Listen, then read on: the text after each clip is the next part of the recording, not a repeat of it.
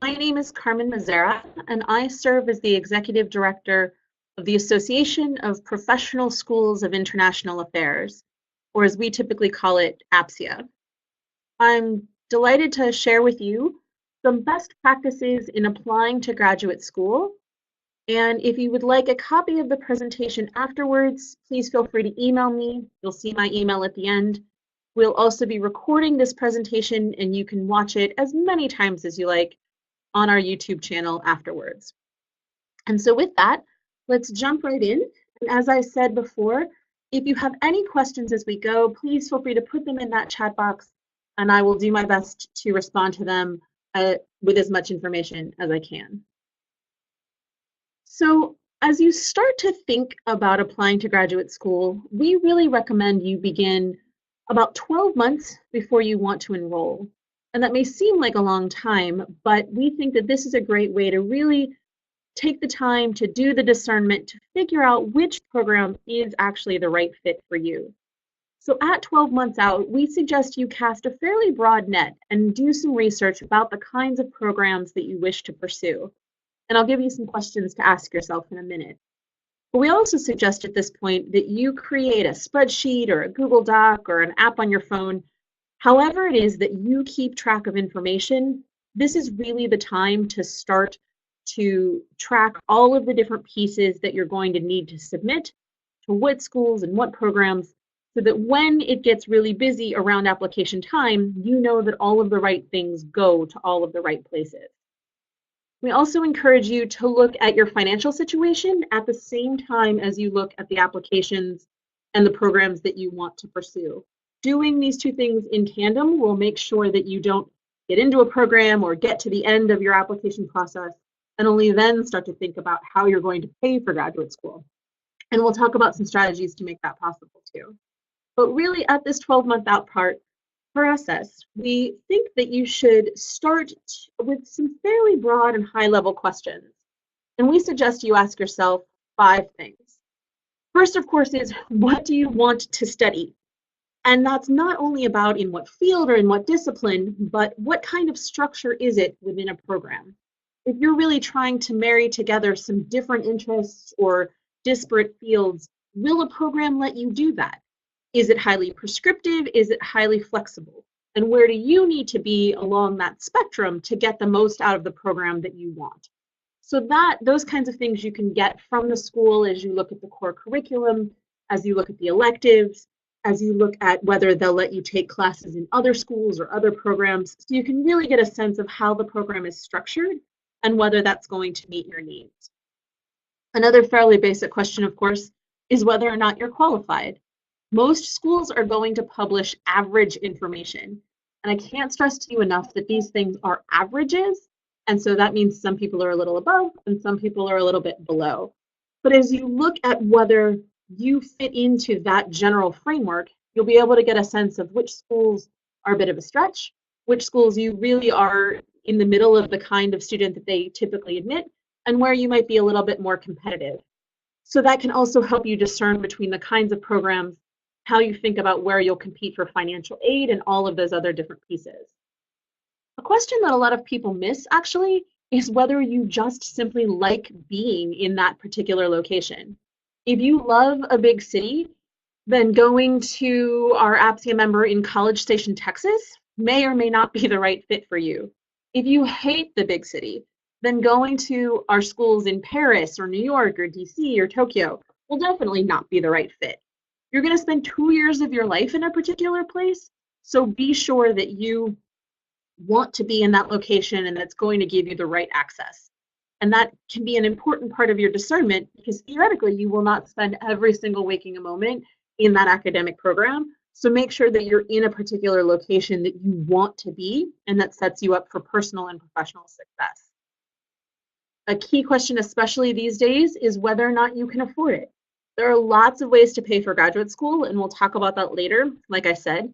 But understanding, even this early out, how comfortable you are with debt, what kinds of opportunities you're going to need to pay for school.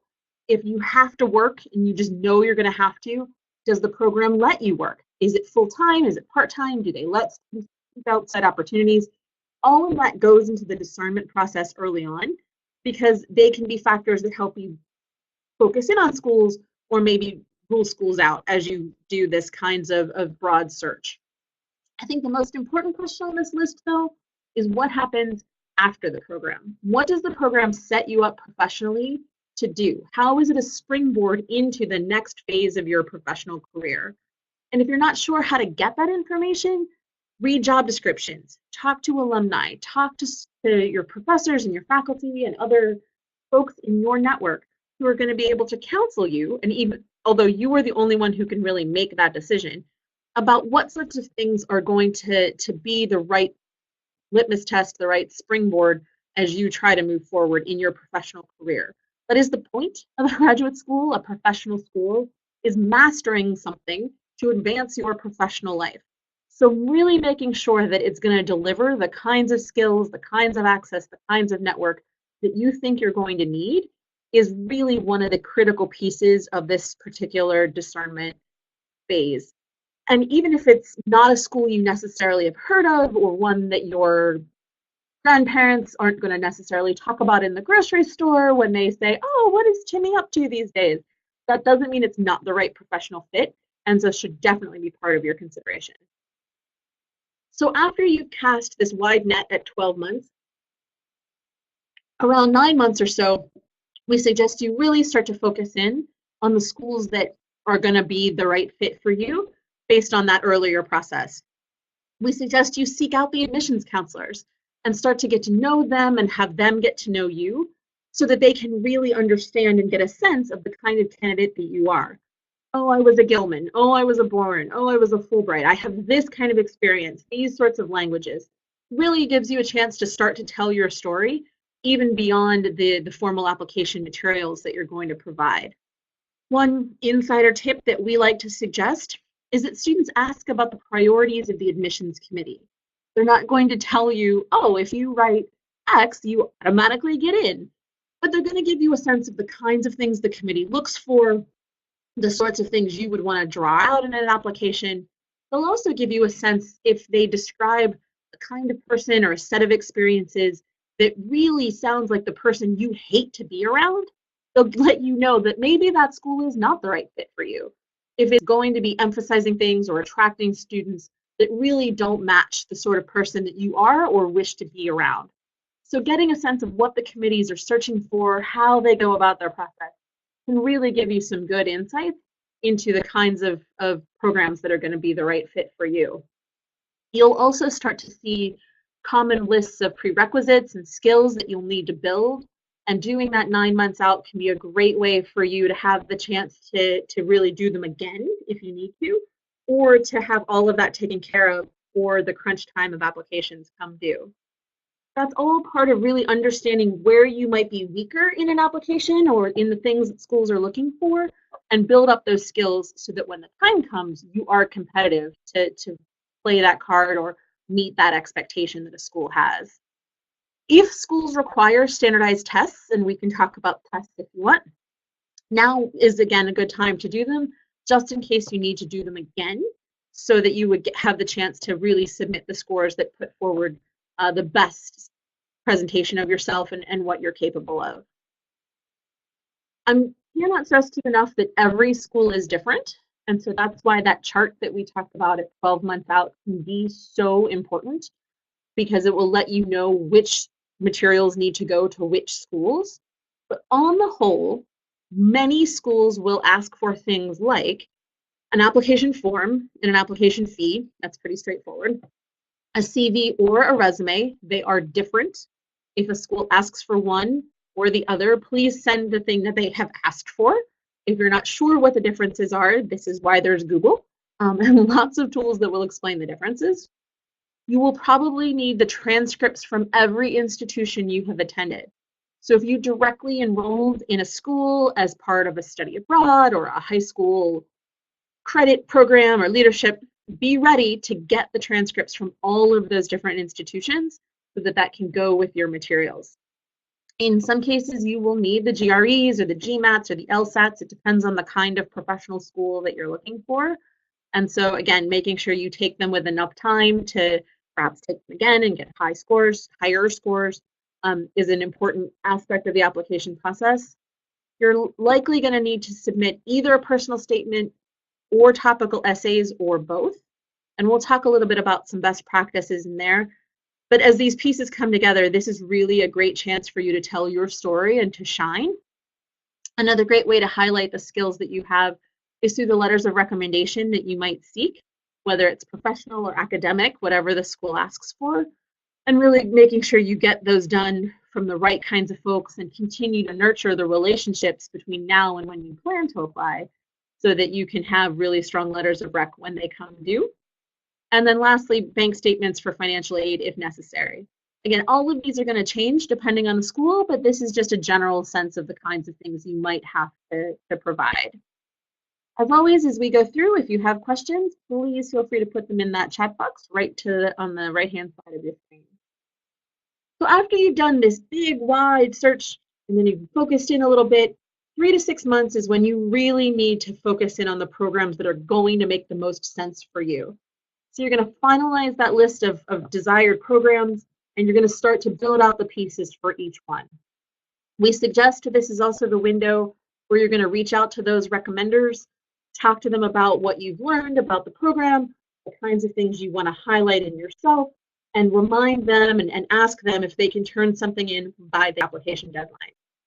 This is also a great time to start to put together the materials that are a little easier to knock out, whether it's updating your resume or CV, requesting all those transcripts from those institutions you've been enrolled in, starting to lay out and frame out the essays that you're going to write, continuing to work on that financial planning, because as we talked about, they have to happen at the same time.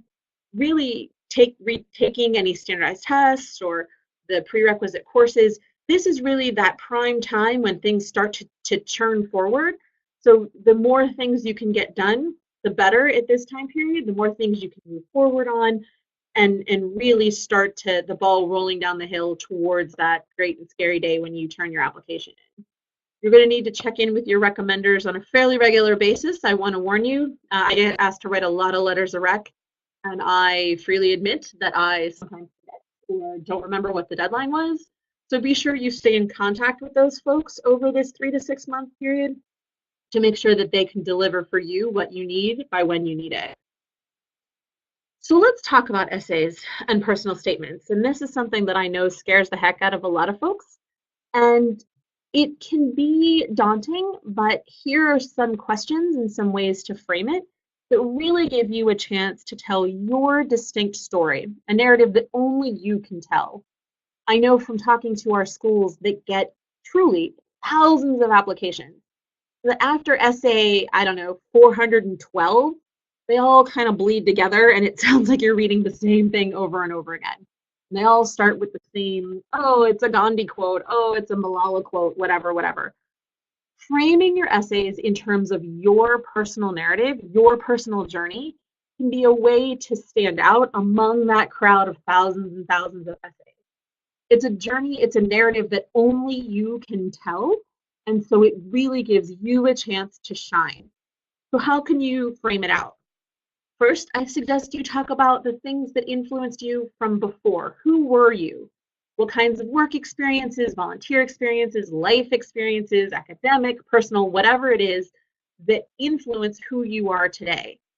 And as alumni of different ECA programs, you have such a tremendous opportunity to really showcase that scholarship, that particular opportunity, and talk about how that was pivotal in influencing and creating the person you are today.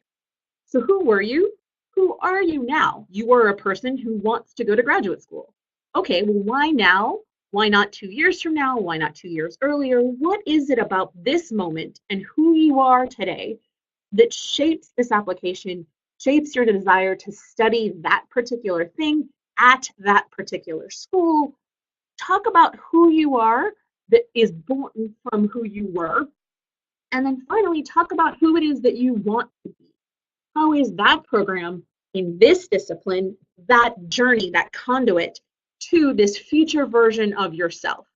And I'm not saying you have to know exactly what job, 15 minutes after graduation, I am going to be the Secretary General of NATO, whatever it is. It doesn't have to be that specific, but it should have some broader professional direction.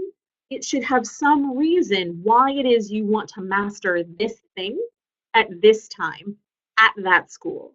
So who you were, who you are, and who you want to be, again, is a narrative that only you can share. So you can really draw out a compelling, distinct story in your personal statements that makes a school want to talk to you, want to have you in the classroom, want to help be a part of this ongoing journey and shape that you've had.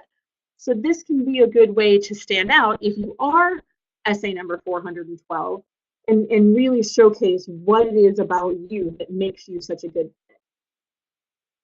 So 1 month out, we've done this whole huge discernment. We've really focused in on schools. We've crafted some quality materials.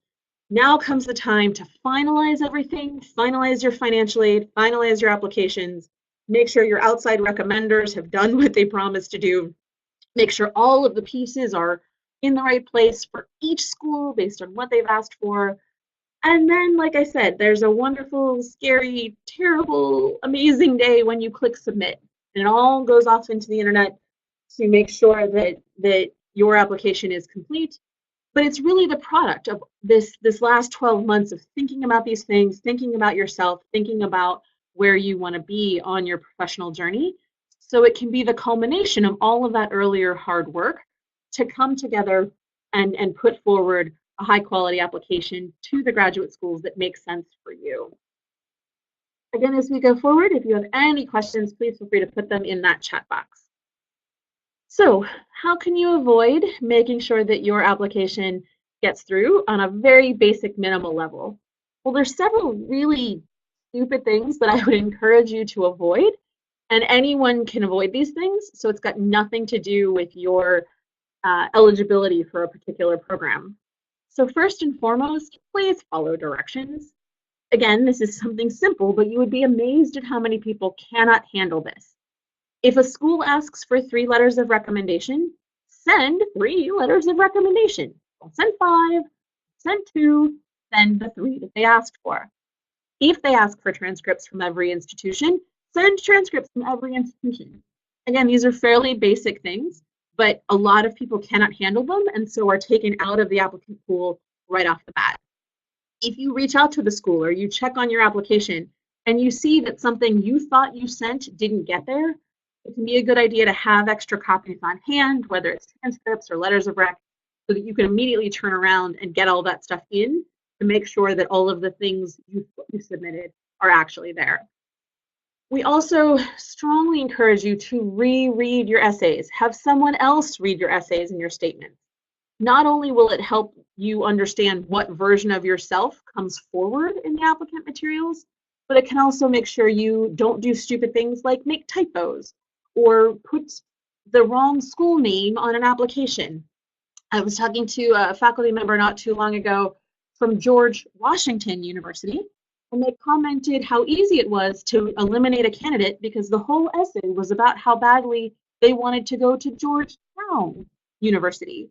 And so for the faculty member at George Washington, it was quite easy to say, well, then that kid should go apply to Georgetown, delete, and it was gone. And then if you add Georgia Tech into the mix, the whole thing can just be completely haywire. So make sure the right materials go to the right school at the right time. And having someone else, a partner, a friend, a roommate, whomever, look through your stuff one last time will help make sure that the right things go to the right places and that the version of you you're trying to put forward really comes through as you intend it to. Because this is really all the schools are going to have to see at first about who you are and what's possible. So really make sure that it's clear and conveys what you want it to do. And that's really where the last common mistake can come in. Be honest with yourself and with the school. Think about what it is you want to master and why it is you want to master it. Think about how this fits into that larger journey of yourself. If there are things about who you used to be that maybe were hiccups in your academic career or personal or professional challenges that you've overcome, they're going to see your transcript. They're going to know that maybe you had trouble coming into college and didn't get particularly good grades your first couple of years, or maybe there's a big dip in your academic performance or something else that was due to a personal tragedy. You don't necessarily have to share your whole life or overshare, but they can see your transcripts. They're going to see some of these elements. So you can talk about them. Talk about what you learned. Talk about something you've overcome. And make that part of the journey, part of the narrative that influences who you are and why you want to go into these fields. If you're not sure where the line is between overshare and triumphant story of resilience, this is where having good relationships with the schools can come in handy. You can say to the school, look, there's this thing, I don't know how much to talk about, and you don't even have to tell them, but you can give them a sense and they can give you some guidance about where the line is between overshare and triumphant story. So be honest with yourself, be honest with the schools because they can see your stuff, and make sure that the narrative you put forward really embraces that whole journey that you've been on. Unfortunately, even after the deadline, your work isn't finished. First, continue to, well, first make sure everything that you think you sent was received. And most schools have a way to check either online or in person to make sure that all of the things got through.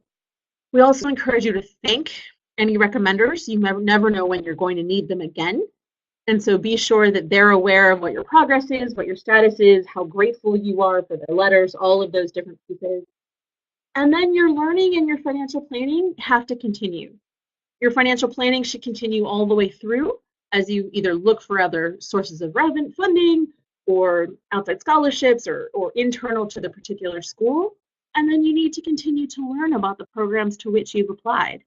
My hope for you, of course, is that you guys get into all of the programs that you apply to.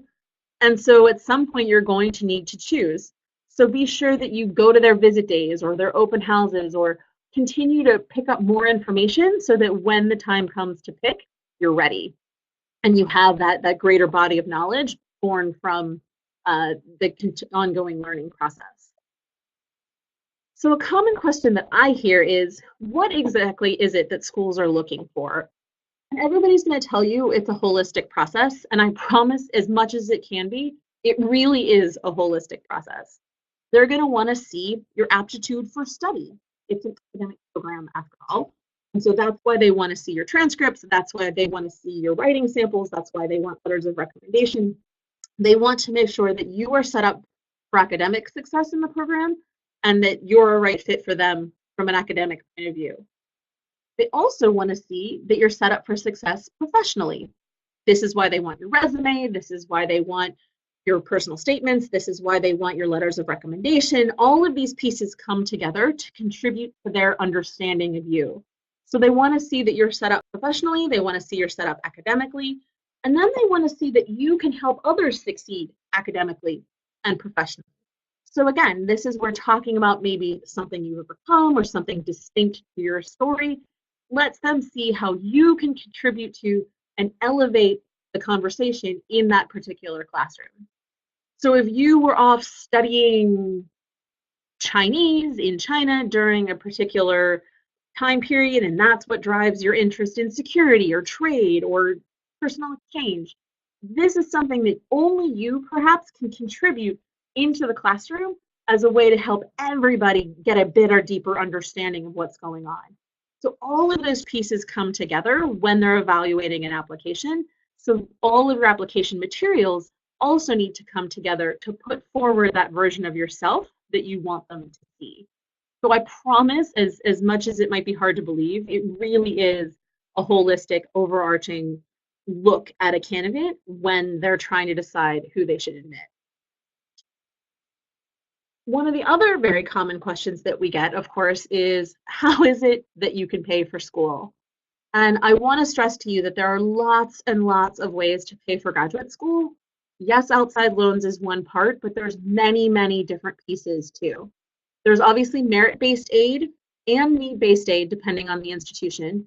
But even need-based aid is something that often depends on the merit of a candidate because lots of people might express need-based aid. So how do they pick? They pick based on merit. And that's why putting together a really quality application is so important. Within a lot of our schools, there are research positions where you're matched with a faculty member to do research, as the name implies. There are teaching assistant positions where you work with a faculty member to teach a class or support a class. Different positions are going to come with certain hours per week, certain conditions on what you can do, certain amounts of money. Understand what it is you're being offered and make sure that you pick something that makes sense for you. When I was in graduate school, I was offered a teaching assistant position, but I was working full-time and they wouldn't let me do both. So I picked working full-time compared to the 10 hours a week for my teaching assistant position, but I had to ask and I had to push on which one made the most sense for me financially. It's also important to think about how schools have pots of money that they can give out, and sometimes central universities have pots of money that they can give out. So this, again, is why having a good relationship with an advising office, or excuse me, an admissions office, can be really important. If you go to an institution and you say, I love what your school does, I really want to come here, but the financial aid package that you've given me just, it doesn't get me there. I can't do it based on that. Might there be any funding on the central university level for a student like me? And if they know you, if it's the kind of place where perhaps they really want you to come and be a part of that community, they can maybe ask up the chain or see if there's other pots of money free that can then be added to your financial aid package. There's no guarantees, and not every school has that kind of situation, but it can't hurt to ask as a way to perhaps enhance the financial aid package that you have, because you've got to think about other sources of money within that institution. There's also lots of external sources of funding. Of course, there's grants and there's loans, and it's always important, no matter who is providing the money, whether it's the university, the school, or an outside lender, to understand what is money that you do not have to repay, so a grant, and what is money that you do have to repay, so a loan. And knowing what you're taking on as an obligation, knowing what sorts of conditions and terms are on a particular pot of money is very important. There's lots of ways that you can pay for graduate school that are grants as well as loans. So thinking about all of these different sources, and some of the ways that you can think about it are by thinking about yourself in lots of different iterations. So I'm sure many of you are familiar with things like the Pickering, the Rangel, and the Payne fellowship. So I don't necessarily highlight those in and of themselves, but thinking about them as funding for graduate school related to what you want to do afterwards. Thinking about your career trajectory and looking for graduate school funding that is tied to that professional. So Pickering, Rangel, and Payne are great for those who wish to go into the Foreign Service or AID, but there's lots of other opportunities linked to professional development. There's also opportunities for graduate school funding based on what you do between your undergrad and your graduate school, like the Coverdell Fellowship. If any of you are or plan to be Peace Corps volunteers, this again is funding for graduate school related to something that you do between undergrad and grad that links your service with support for your continuing education. There's also funding for your citizenship. All of you, I believe, are US citizens or have a US and something else citizenship. So all of you are citizens of the OAS. The OAS provides funding for graduate study for citizens of its member countries. So thinking about yourself with a US citizen hat or other particular countries that you may be connected to.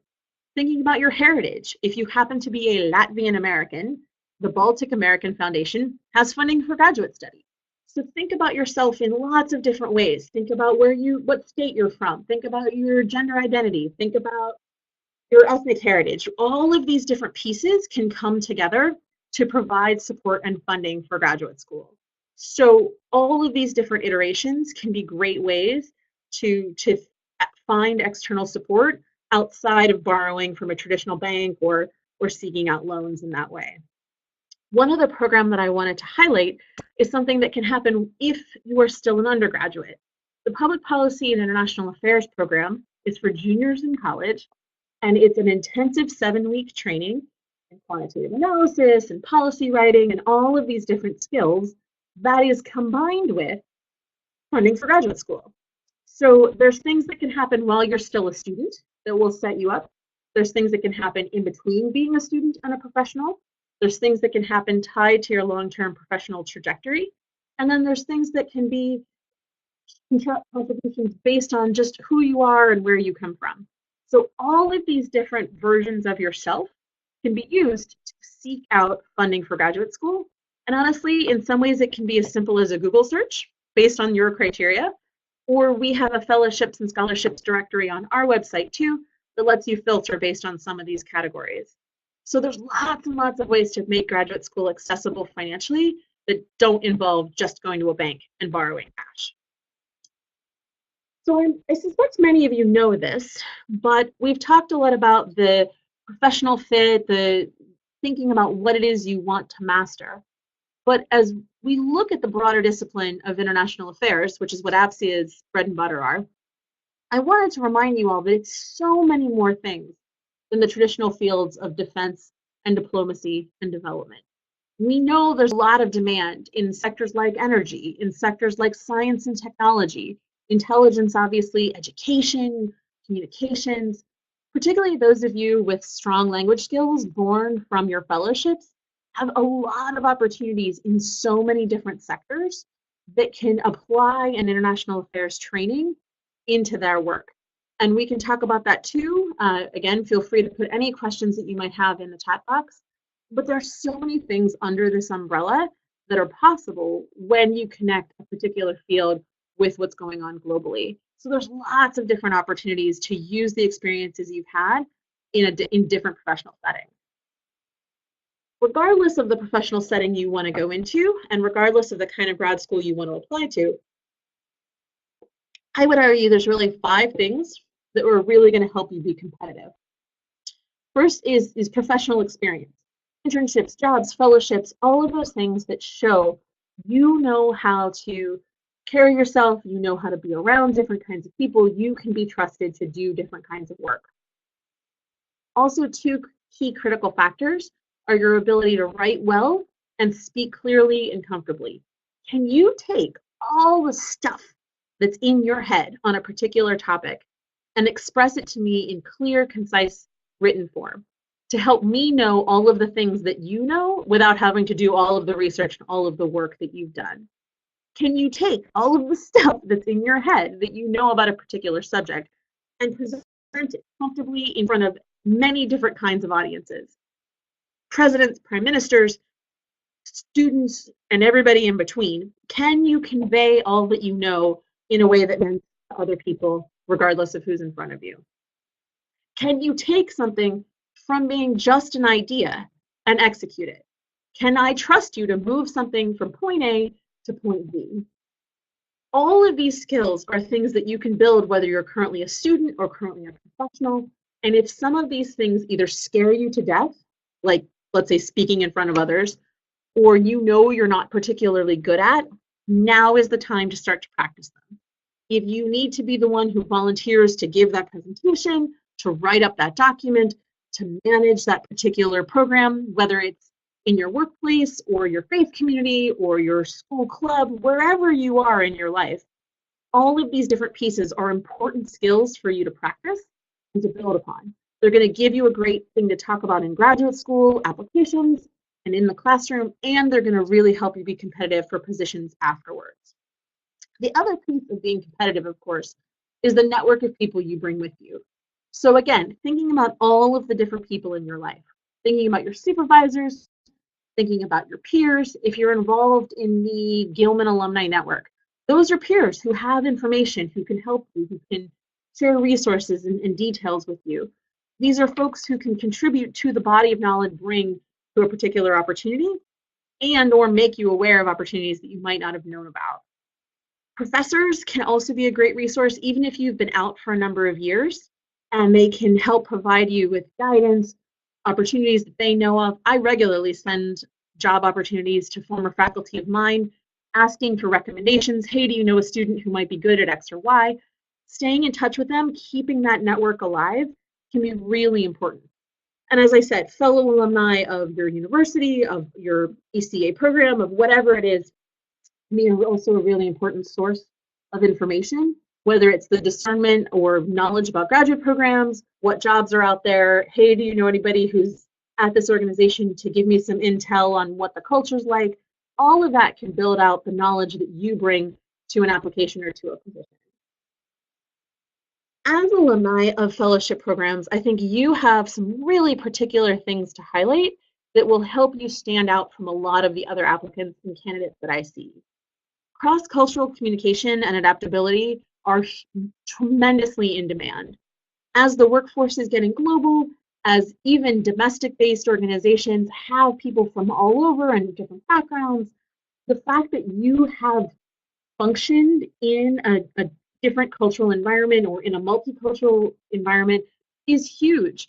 And I'm not saying that you should write in your cover letter, I have cross-cultural skills, but instead unpack that. Tell me about a time you had to accomplish something, those project management skills and that professional experience. Working with other people who were different from you, whose life experiences, whose language skills, all of those things are different from yours. Also, a great thing to highlight is the fact that I am sure for many of you in your international experience, you had to be flexible. You had to deal with change. Things might not have gone the way you expected them to. So these are great ways to unpack softer skills like flexibility and resiliency. These are the things employers want these days because there is no formula. Very few things go X plus Y equals Z. So showing that you have lived in a place and adapted yourself to different environments, to things that are rapidly changing, all of that can come and be born from telling the story about your fellowship experience. Obviously, those of you with linguistic skills are highly in demand because so many things have to happen in so many places and languages and cultures. But even those of you who are more at the beginning of that phase, talking about how you had to learn something new, how you had to position yourself, how you had to be in a new environment and learn fast, and yet continue to thrive and move forward. Whatever your project was, whatever your experience was, it can showcase this ability and agility. Again, employers want employees who can think on their feet, who can work in different environments, who can put pieces together, all in the service of advancing their particular mission. And your fellowship gives you some really tangible ways to showcase those skills beyond what other people could maybe say from a really particular or commonly held experience. We talked a little bit about the ability to take something from the idea phase from point A to point Z. All of you had to manage a multi-step application. You had to handle all of the details of your trips and your travel. This shows me, it doesn't just tell me, that you can handle lots of processes with lots of moving parts and lots of things moving forward. So even simply the experience of having applied for one of these fellowships can give you a way to showcase your process management skills. It shows me that you can interview well in some cases. All of this is revealed as you talk to me about your fellowship experience. And then obviously the ability to work cross-culturally and to work with people different from yourself is so important. It's not just about how you adapt in that culture, it's how you come back differently because of this multicultural experience. So all of these things about your fellowship can help you showcase and unpack how you're competitive in these really specific ways. So being an alum of one of these fellowship programs can be a huge boost to the details you can provide within your application. So that's all I wanted to share with you, with the exception of a few ways for you to hopefully stay connected to us. APSIA runs events worldwide and online year-round, and you can find the link on your screen to our events page where you can find webinars, recruitment fairs, lots of great opportunities to start to build relationships with APSIA schools. I mentioned that we have a filterable fellowships and scholarships directory on our website where you can put in some information and it will filter through and show you what we know about as ways to continue to pay for research or experiences or graduate school, or even if you're still an undergrad, some of those kinds of programs. If you're thinking about graduate school, all of our members and affiliates have profiles on our website. You can learn a little about them. You can click through to their website. You can find their employment outcomes in many cases. You can see a little bit more about who they are and who's really thriving in this space. And finally, we have a very detailed career guide for lots of different opportunities in international affairs. So you can learn more about those different sectors that I talked about earlier, get some tips, get some recommended employers who are in that space, and start to see what might be a fit for you. We also pump out lots of content on social media. I've posted several jobs just today and internships, fellowships, tons of opportunities come out on Twitter, they go out on Facebook, Instagram, we have recordings on YouTube, lots of different ways for you to stay in touch and to hopefully find some of the opportunities that we provide. Finally, I want to invite all of you to join us at our upcoming graduate school fairs. These are wonderful opportunities to start to build those one-on-one relationships with schools, to get your personal questions answered far beyond what you'll see on some website or some brochure. It's a really good chance to tell a little bit about your story and to start to build that relationship with them. So you can register now on our website for almost any of these. On July 25th will be our online webinar, or excuse me, grad school fair. We expect probably 20, 25 schools from all over the world to be there. If you are in New York or DC, Atlanta, Toronto, we're coming to you in September. If you're in Tokyo, Hong Kong, or Seoul, we're also going to be out your way in November. And if you are not in any of those cities, I hope you'll join us either for our online fair on July 25th or later in November. So with that, the floor is for all of you. Please let me know what other questions you have, something I said that didn't make any sense. As I also mentioned early on in the presentation, a recording will be available on our YouTube channel shortly, and any of you who would like a copy of these slides, I'm sure for your reference and reading enjoyment, feel free to email me. You can see my address on the slide in front of you, and you should have received it when you got the reminder about this webinar today. So I see a few people typing. Please let me know what else I can answer. Letters of recommendation, that's a common question I get. Paying for school, different opportunities, how to use the wonderful experience you had as Gilman or Boren or Fulbright or CBYX or whatever kind of fellowship program you were on.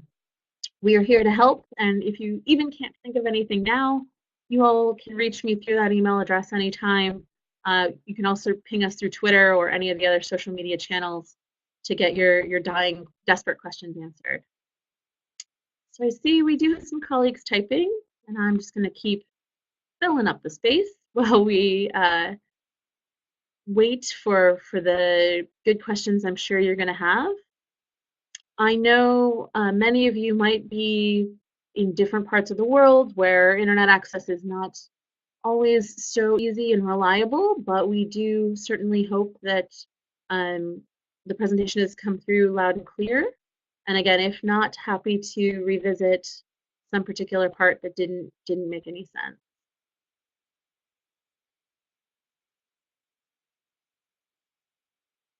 I should also note we do this presentation each month. So if you have a friend or a colleague who absolutely should have been on this session and or would really benefit from learning more about it, please feel free to invite them to join us. The next one will be April 11th. So Anissa asks, she had a question about how do you know that grad school is the right choice to make, and how do you decide which program is best? So for the second part of your question, I'll share a few things that we encourage everyone to ask themselves. But if you're not sure whether graduate school is the right choice for you right now, I think there's also some additional things that you should ponder. Think about your professional situation. Have you plateaued? Can you not move to the rest of the positions that you'd like to compete for or to advance within your organization or outside your organization because you lack a graduate degree? Is this the right time to go because of your financial situation or because of your personal situation and you know that in 5 or 10 years you're going to be married with 17 kids and graduate school is not going to work or make sense?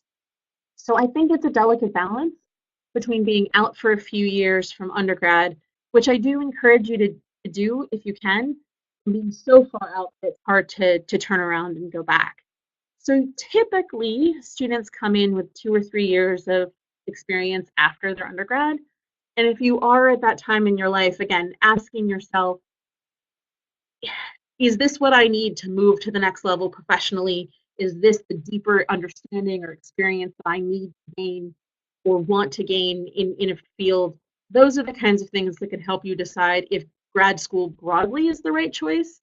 And then once you decide, yes, it is, and start to look at all of the different programs and all of their different brochures that kind of start to sound the same after a while, the kinds of questions like, how is the program structured? How much is it? How much can you afford? Is it a professional fit? Those are the sorts of things that are really going to help you discern between all of the things that can kind of start to sound the same after a while. Other comments and questions? I see a little bit of typing.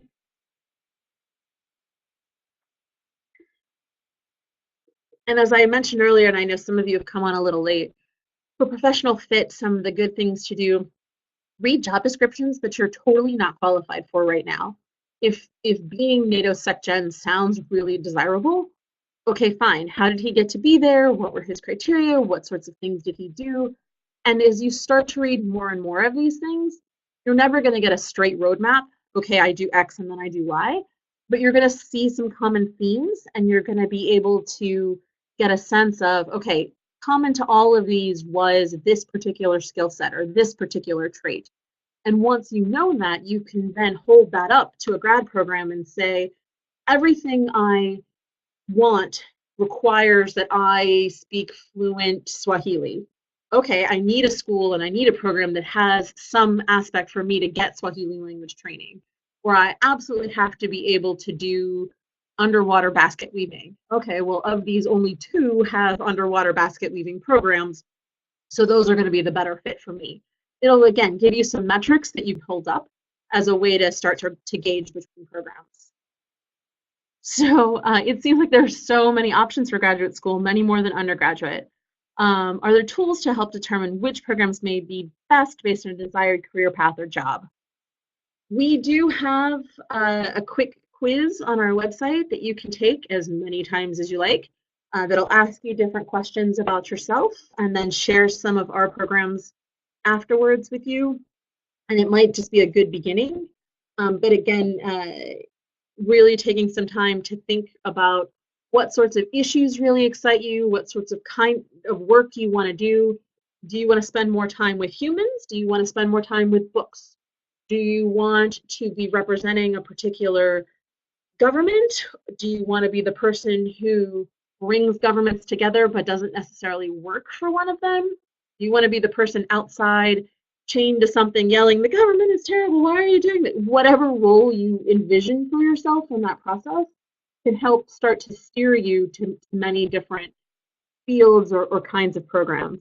But on a baseline level, we do have on our website a little quiz that you can take that might help steer you towards some effective graduate programs. I saw a few other people typing earlier. Now is a great time to share whatever burning questions you may have. But again, if you need to, feel free to email me at any time or to reach out to us. And we have lots of other opportunities for you to really get a sense. And if you are unclear or unsure or everything sounds the same, start to talk to schools. The more you ask even the same questions and start to get different answers, you'll come to understand what's distinct about them and how that meshes with what you're hoping to get or the kind of approach that you like. So all of our grad fairs are free. So you can go and just explore and it'll cost you some time, but otherwise it can be a way to cast a wide net without putting in a great deal of effort. So not seeing any more questions, I will wrap up slowly in case someone is typing. I want to thank all of you for being here and thank ECA for partnering with us on this endeavor. We very much appreciate the chance to share some information with you, and hopefully you'll find it useful as you go forward in your professional development. Thank you, everyone, and have a great rest of your day or night or morning, wherever you are.